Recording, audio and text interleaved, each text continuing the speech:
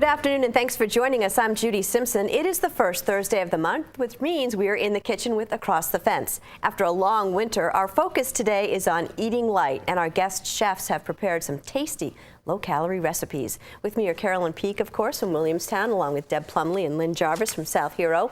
Before Deb shows us her recipes, we want to announce that the winner of last month's free drawing for the Flavors of the Champlain Islands cookbook is Laurie Randall. Laurie is from Stannard, Vermont. Congratulations, Laurie. You'll be getting your cookbook in the mail any day now.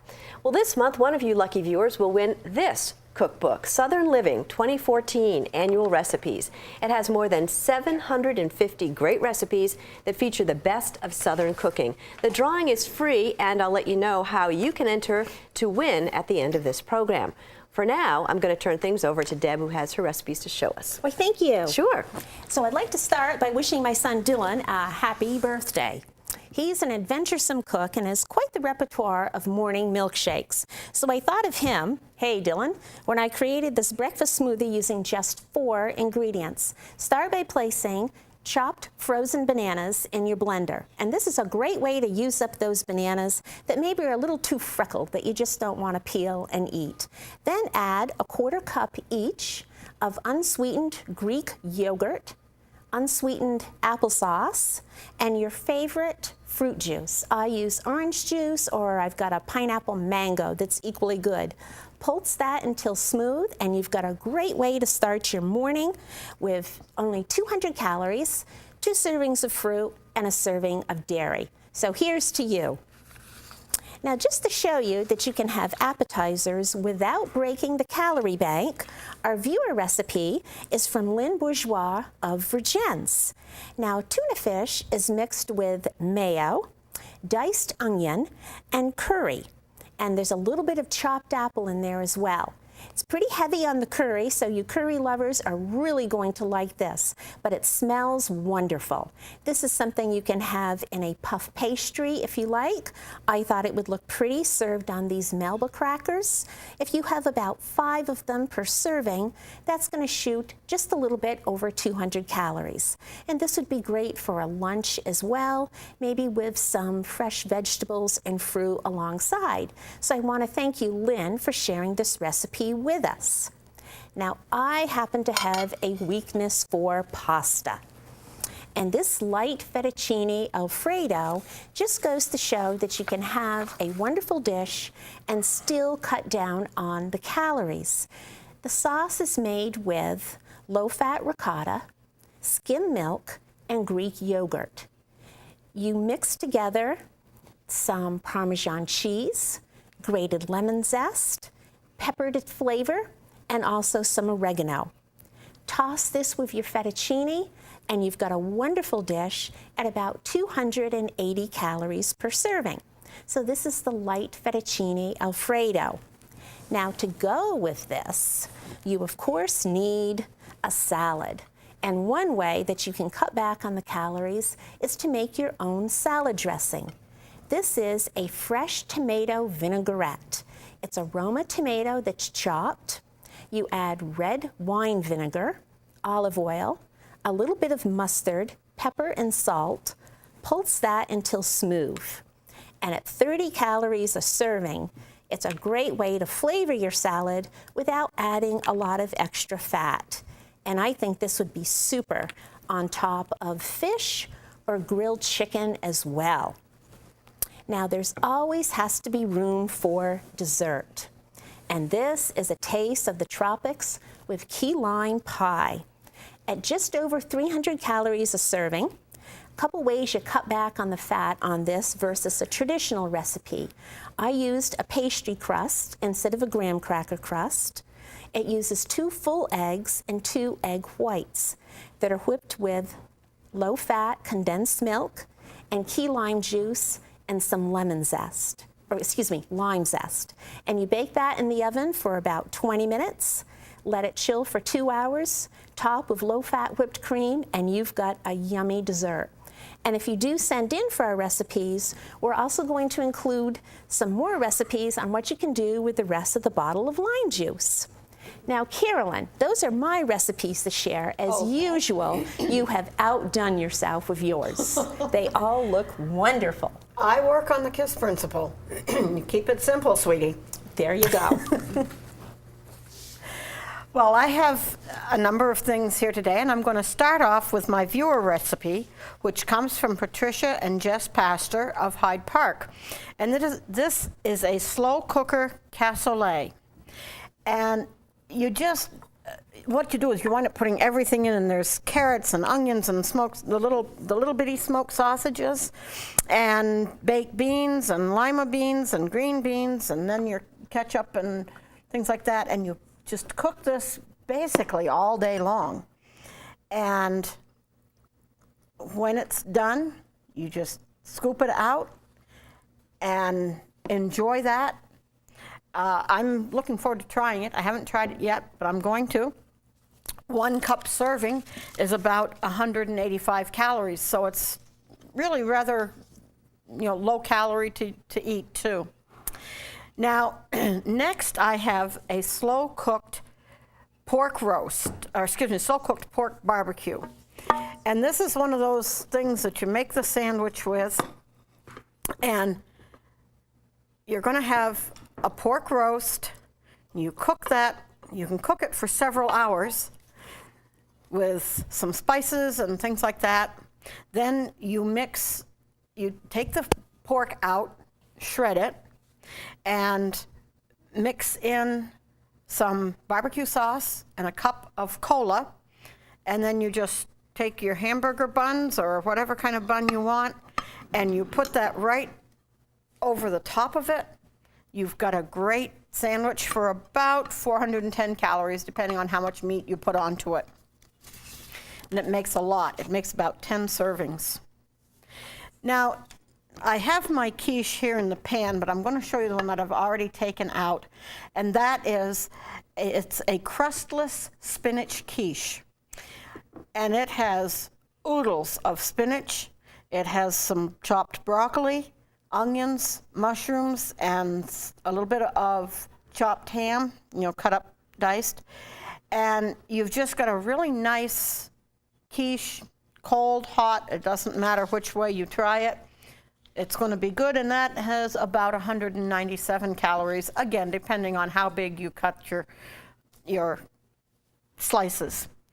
Now this one here is really good. This is basil cherry tomatoes, and that's basically what it is. It's cherry tomatoes cut in half, some fresh basil chopped up and put on with it, and then you use 1.5 teaspoons of olive oil, a little bit of pepper, and you can serve it on lettuce leaves. Wouldn't that go great with that piece of quiche? I think so. Finally, I have a raisin pound cake, and this is really good. It makes 2. I'm going to just slice it kind of thick and give you a good look at what it looks like. You can see there's a few raisins. It's not heavy on raisins. And we have found that the best way to serve this, and here goes your low calorie, is put either some syrup, or if you have some maple cream onto it, then it's really, really, really, really, really, really good. But if you don't want the extra calories, leave that off, because 1 slice is about 100 calories. So you can go from there. Well, thank you, Carolyn. Some great looking recipes. Yes, and we have a lot of good, happy viewers out there. And look at those beautiful shots. I know. Well, we can all lose calories by thinking about using ingredients that have more or less fat in them and sticking to recommended portion sizes. And now that warmer weather is finally here, we can get out in the garden and we can take a walk, which really helps on that calorie control. Well, I'm going to begin with my first dish here. It's my main dish for the meal today. It's my French onion pork chop skillet, and here you see it with just 310 calories per serving. Now there's just 5 ingredients in here. There's the chops and the onions, and there's stuffing mix around the side that you can see, some low-fat cheese on the top, and Worcestershire sauce to give it some flavor. So this is a really great tasting recipe, and the leftovers freeze very well. Now, moving on to a nice complement for our chops is this salad right here. It's this green bean salad with bacon with just 96 calories per serving. And along with the green beans and the bacon, there's shallots in here, and this is flavored with red wine vinegar, honey, and mustard, all creating a wonderful, delicious, tangy flavor. And if you don't have the fresh green beans to use, I found that the frozen ones will work almost as well. Now we're going to move on to the bread for our meal. And this is a recipe sent in by Liz Pecor of Moncton. She's one of our regular viewers, and she sends me a lot of her recipes. Well, this is her low-fat coffee cake. And the recipe, including the topping and the cake, is just about 100 calories. And in here, there's only 1 cup of sugar, and the topping and the cake, as you can see, has the brown sugar and the white sugars in the center, and applesauce is substituted for the butter, and it's made in layers. The batter on top with a cinnamon nutmeg mixture, and then more batter, and then the cinnamon on top, as you can see. And I added up the calories for these 3 recipes, and you can eat all of these with 1 recommended portion size for 500 calories, and that's not bad. Now, when I saw this next recipe, I just had to show it to you. It's good for picnics or snacks, and it's these macaroni and cheese muffins. Now, don't they look good? And while I tell you about them, I want you to try to figure out how many calories there might be in one of these. Well, they're made with macaroni, low-fat cheese, low-fat milk and egg, breadcrumbs and butter for the topping. And you put it all together and cook for about 20 minutes, and that's all there is to it. Well, take a guess on the calories. 130 per little muffin. So that's not bad, and I can tell you that people, both young and old, enjoy these very, very much. About 2 months ago, I took a trip to Iceland, and coming up a week from today, on May 14th, we're going to show you the video that I made for you. And while I was over there, I picked up this recipe, and it's for these little Icelandic glacier cookies because they look like glaciers that you see over there. It has just 5 ingredients. The corn flakes are held together with egg white and sugar, and it's flavored with semi-sweet chocolates and vanilla. They cook in about 20 minutes, and if you like meringue desserts, you'll love this. So my trip to Iceland will be a week from today, May 14. Now we've saved the best till last, of course, the desserts. And this is one that I really like. It's the best ever lemon pound cake. You make it with low-fat cream cheese and low-fat milk. And in each one slice, there's about 197 calories. Now, in the cake, there's lemon zest, and in the glaze, there's thickened lemon juice and sugar that infuses into the cake that gives it a wonderful, sweet, tangy flavor. And if you really want to treat yourself, put a little low-fat ice cream or yogurt on here. And I've saved the best till last, and everybody's looking at this. This is an old-fashioned strawberry pie, 295 calories per slice, and by using the low-fat Jell-O, sugar, and cream cheese for the topping, you can cut the calories in half, but not the flavor.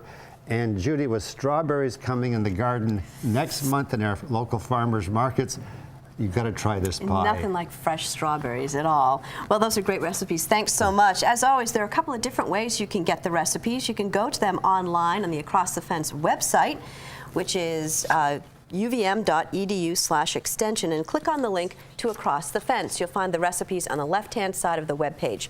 To get the recipes by mail, send $2 and a stamped self-addressed business-size envelope to Eating Light, Box 188, South Hero, Vermont 05486. And remember, if you're ordering the recipes, to include $2 and a stamped self-addressed envelope.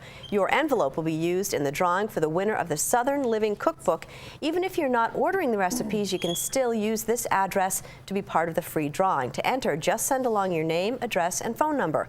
We'll announce the winner in next month's In the Kitchen with Across the Fence. I want to thank all of our chefs, Carolyn, Lynn, and Deb, for preparing today's recipes. They'll be back with us on June 4th with recipes for outdoor cooking. In the meantime, thanks for joining us, and happy Mother's Day wishes to all of you moms out there from all of us here at Across the Fence.